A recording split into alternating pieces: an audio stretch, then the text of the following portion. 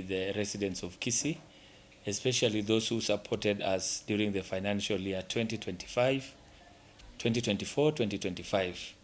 And as you are aware that we were ranked as the best performing county in terms of revenue collection against our target. Kaunti ya Kisii imeendelea kung'ara katika ukusanyaji wa mapato ikiongoza kitaifa kwa mwaka wa kifedha wa 2024 na 2025. Lengo lilikuwa kukusanya shilingi bilioni 1.1, lakini kaunti hiyo ilifanikiwa kufikisha zaidi ya bilioni 1.9, ikiwa ni zaidi ya 178% ya malengo yaliyowekwa. Kaunti ya Tana River ilishika nafasi ya pili kitaifa kwa ukusanyaji mapato ikifanikisha zaidi ya 133% ya malengo yake. Our target for 2024-2025 was 1.1 billion. And as you all know and aware that Kisii we managed to raise 1.9 billion, translating to 178%. Meaning that we surpass our potential. Ikilinganishwa na miaka ya nyuma, Kisii imepiga hatua kubwa. Mwaka wa kifedha wa 2021 na 2022 chini ya uongozi wa gavana wa awali, mapato ya ndani yalikuwa takriban milioni 400 pekee. That we've actually improved on source revenue. For example, in 2021-2022, the county government, including FIF and KTRH, they used to collect 400 million. When His Excellency came in, it went up to 600. Then we went up to 800 million. Currently, we are at 1.9 billion, meaning that there's still progress. We urge the members of the public, the community, to keep on supporting the county government by ensuring that they pay their licenses and all the permits in good time. Mafanikio haya yametokana na mikakati thabiti iliyoanzishwa chini ya usimamizi wa Gavana Simba Arati pamoja na afisi ya ukusanyaji mapato inayoongozwa na afisa mkuu Conrad Owino. Baadhi ya hatua muhimu zilizotekelezwa ni pamoja na kuimarisha mfumo wa ukusanyaji mapato kupitia njia ya kidijitali, hatua iliyopunguza mianya ya upotevu wa fedha, kufungwa kwa akaunti feki na kuhakikisha akaunti zote halali zinaendeshwa kisheria, uadilifu na nidhamu miongoni mwa maafisa wa ukusanyaji mapato pamoja na kuwepo kwa mifumo ya uwajibikaji. Hamasishaji wa wananchi kuhusu umuhimu wa kulipa mapato na ada zao kwa wakati. Mtandao mzuri wa barabara uliorahisisha maafisa kufika maeneo yote ya kaunti. There are so many factors which has led us to perform exemplary well. One of them is the support we've gotten from His Excellency, the Governor, Paul Simba Arati, in terms of our revenue collections. He ensures that everything we require to enable us do a thorough collection is availed.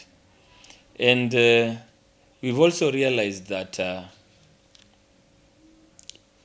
the system which we changed from, initially they were collecting money manually, and we automated the collection, and we went cashless. This adoption of automated and cashless revenue collection also streamlined processes and reduced human errors and minimized opportunities for revenue leakages. We also sealed leakages and loopholes by implementing measures to address systematic weaknesses, ensuring that revenue streams are better protected and accounted for. We ensure that we have disciplined officers, the ones with integrity issues, we normally use a culture to ensure that they have integrity and accountability to the public.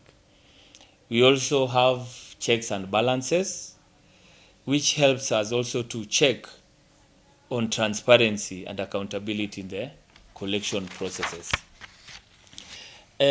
We actually talk and sensitize the public each and every time on the need of paying revenue, and also what makes them ensure that whatever they have paid also is accounted for. For example, the public wants to know why they are paying revenue. And once they have been sensitized and they know the reasons why they are paying revenue, they end up ensuring that they are complied in good time. We also ensured that compliance was finally checked. Those who fail to comply, there are penalties which are within the Act. So during that period, we ensured that penalties were always paid without fail. We gained public trust because most of the time previously, people will pay and they will not even get the receipts for what they have paid for. This time around, because of being cashless, immediately they transfer their money, they will get a message either from their phone, directly from the county or from the bank, telling them that the county has received their money. This one has also made them to pay without struggle. And to add on that, we also thank His Excellency because there are good road networks across Kisii County as a whole. This has enabled our officers to get into all corners of the county to ensure that county revenues are collected in good time. There were some bank accounts which were illegally created. I want to tell the public that when His Excellency, the Governor, came into the office, he actually found so many illegal accounts in place, and he has dealt with them.